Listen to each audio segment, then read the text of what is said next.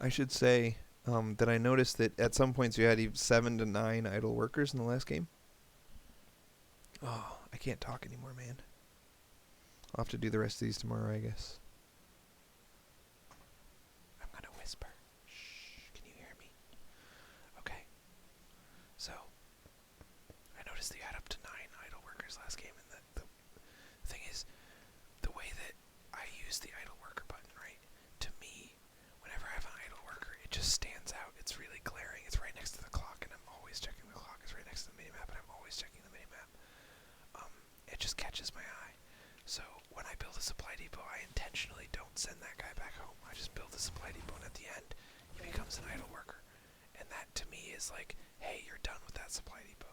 Up here it says structure complete, but that wasn't good enough for me. I was like, how about if I just let the idle worker button come up?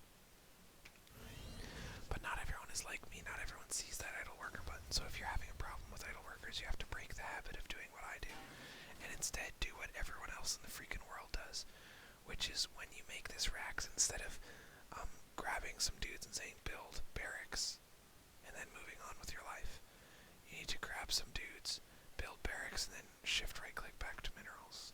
Okay?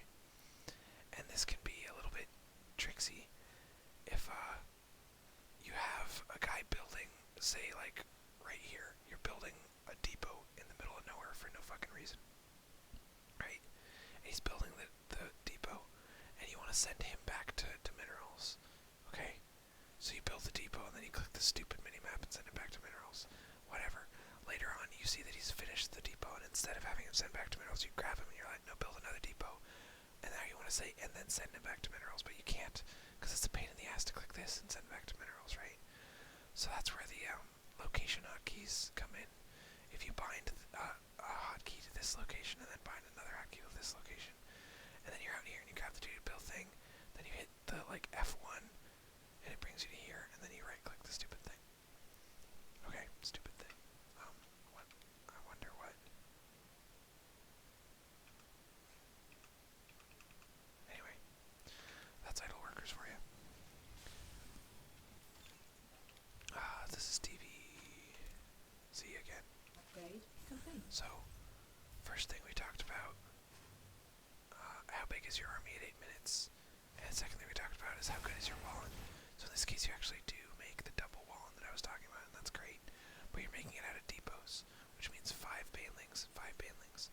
If you made this one out of 3 racks, and then you made this one out of 2 racks, then suddenly it's 11 banelings and 11 banelings. That's much better. Especially the secondary wallen. If you make this out of racks, then it's not going to block anything in, because it can still get out by walking through your stupid minerals. And they also can make tech labs, because they're here and here. It's like tech labs is totally fine.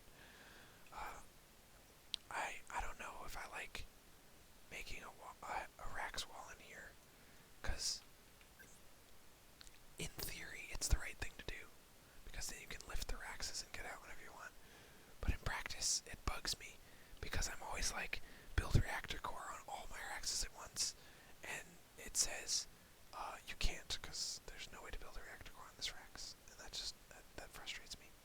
But in practice, and in theory, it's the right thing to do. I tend not to do it. Anyway, point is, thicker wallens. Second thing, how big is your army at 8 minutes? You've got a $1,000 army at 8 minutes. Imagine if he had 112 lings, right? And 5 banelings, no, 85 lings and 5 banelings. What would happen? Right, 85 lings. How good do you think 8 Marines are going to do against 85 lings? Not very good, right? So, again, this is your little poke. And you've done this in a lot of games. 8 minutes, you walk down here with 12 to 16 Marines, and you see if you can kill a third. And if you can, then you're happy about it. Yeah, you killed the third. Keep doing that. That seems to be working okay, I guess. Whatever. But make sure that you do it around 7 or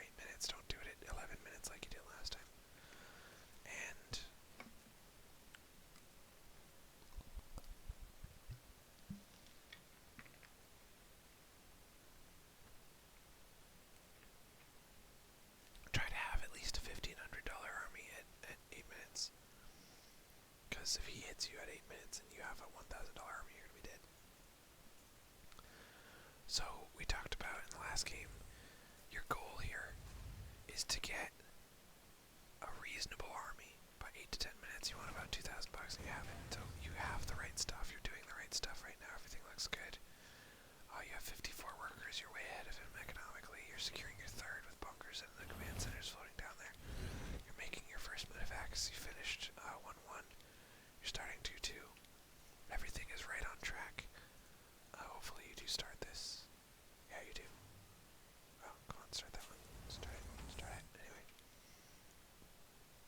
So, everything looks good up until 12 minutes.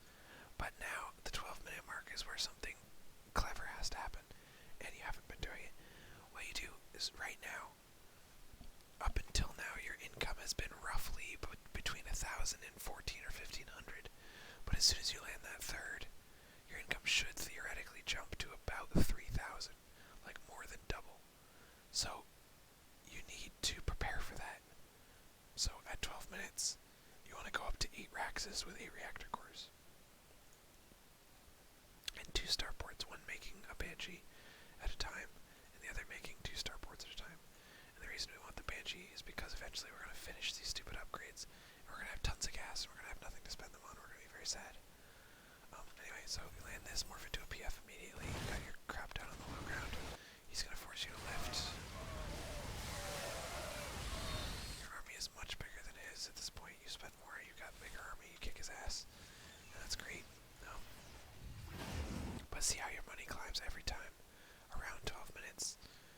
You've been keeping your money relatively low, but all of a sudden your money jumps, and you're not prepared for it, so as soon as this CC lands, you're still keeping your money pretty low. Now your money is going to go from 12 minutes, you've got no money, at 13 minutes. You've got $1,800. So let's just say. So pre-build those additional racks and morph the reactors on them and be ready.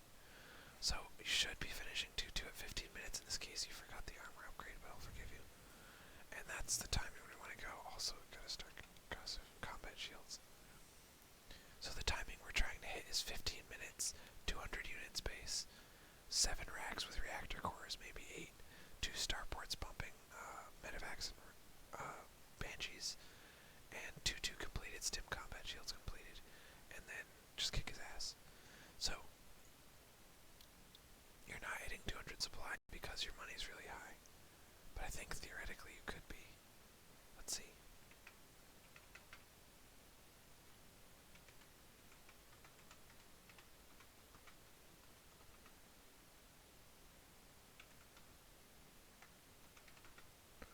Yeah, you could be at 181 supply right now, so pretty close to 200 you at 15 minutes. So you got enough money to be maxed 15. That part of the plan is complete. You're adding racks is way too late though. This is like 15 minutes when you're adding 4 additional racks, and it's still not enough. Oh, okay, now it is. It is enough. Now you're adding 2 more command centers. I don't like this move. I mean, in this specific case, I like it because you have tons of money and there's no way for you to spend it. So what else were you gonna do? So make command centers. That's fine. But you shouldn't have this much money. Every penny you get should be going into Marines, because, like I said in the prior 2 TVZs, Marines are the best unit dollar for dollar, and the worst unit, not the worst, but very bad per supply. So you need to use suicidal aggression whenever you mass Marines. That means attacking over and over and over, and attacking early and attacking often. Which means that you're pitting your income against his income and hoping that yours wins out. But you're not pitting your income against his income, you're pitting your army budget, how much money you can afford to spend on your army. So everything you spend money on that isn't army, like this command center and this command center, they're not going to increase your income, because you shouldn't have enough workers to saturate more than 3 bases. So going straight from 3 to 5 is not helping you. And more importantly, they cost a bunch of minerals that you're not spending on Marines when you should be. So in this case, you are actually attacking him when you hit 200 U, and that's great. That's very crucial. You're doing it in a tiny ball. I don't like that at all, but whatever. At least you're doing